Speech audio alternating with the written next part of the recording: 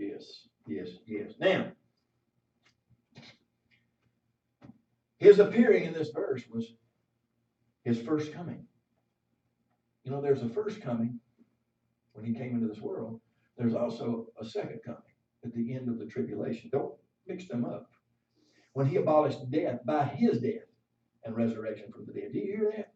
He abolished death by his death and the resurrection from the dead. Because if he had a sin on him when he was resurrected, he wouldn't have been resurrected. He had to be clear to sin. He was circumcised with a circumcision made without hands. God cut those sins away from him, and they're as far away from him as the east is from the west.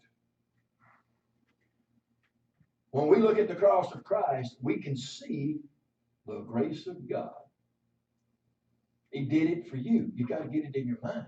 He didn't just do it for some elect preacher out here or some elect holy roller out here that we used to say before you get saved. Oh, look at that guy, high horse guy. Look at that guy. He's a preacher. Look at him. He knows what he's doing. I ain't never read the Bible, but he has. He knows. I'll listen to him. I don't care if he's reading an NIV because I don't know the difference. If he's preaching out of NIV, he's reading out of the Bible. No, he's reading out of a book. It's not a holy Bible. It is a Bible. But the word holy shouldn't be put on an NIV, NASB, none of them. New King James, they're all books. Bible means book, but it's not holy. It's not separated. The death of Christ was the supreme manifestation of the grace of God. Why? It's because of who he died for. He died for you. He died for me. Man. In Romans chapter 5, verse 6, let's see what it says. Christ died for, and Scott said it, for the ungodly. Well, that's you. You're ungodly people. So am I. He died for the wicked, hell-deserving sinners. When I hear that, hell-deserving sinners, I think of Bob. Because he was a hell-deserving sinner, he said. He died for every vile person who ever lived on the face of this earth, and you are vile. You're a stench in his nostrils. Past tense, really.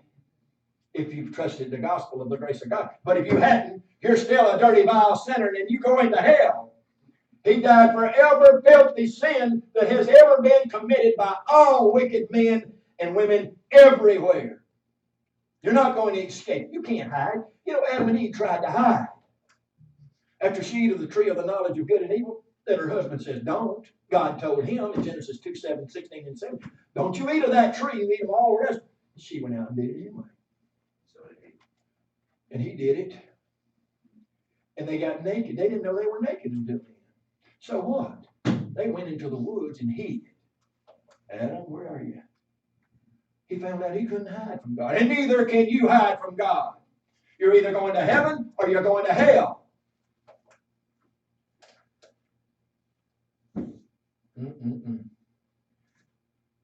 Jesus Christ died for people who hated him, who cursed him, who reviled him, and you read about those that even mocked him. And even those, Father, forgive them, for they know not what they do. That's even the ones that crucified him, he died for. My God, what a Savior. Ask yourself, would you do that for your best friend? Come on, Danny. Let them hang you up there for me. You wouldn't do it. I wouldn't do it for you either. Thanks. No, I ain't going to go for Carol either. No way. What is some pastor we got? That's right. I'm a dirty, rotten sinner saved by the grace of God. You need to go read Ephesians 5 and come back. Joe, you going to be hung up on the cross? No way. He didn't want to say it out loud. No. He didn't want Valley back anybody else. I love you, but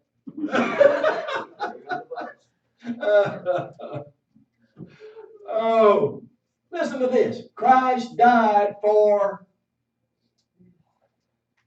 friends? No. He didn't die for his friends. He died for his enemies. You remember in the Gospels, He said, let them slap you. And what else can I do? Turn your cheek back, let them slap you again. How many times? 7 times. 7 times 7. 70. Oh, 70. You're right. Is it 7 times 70? It is. Okay, 7 times. I thought it was 7 times 7. 7 times 7. Thank you. I ain't got that kind of guts. He used to say, I'm not Jesus Christ. And I can't die for anybody. I cannot die for anybody. That's grace. And it's proof that God will have all men to be saved. Let's take a break. We're going to come back and we're going to go through and hopefully finish this little service here.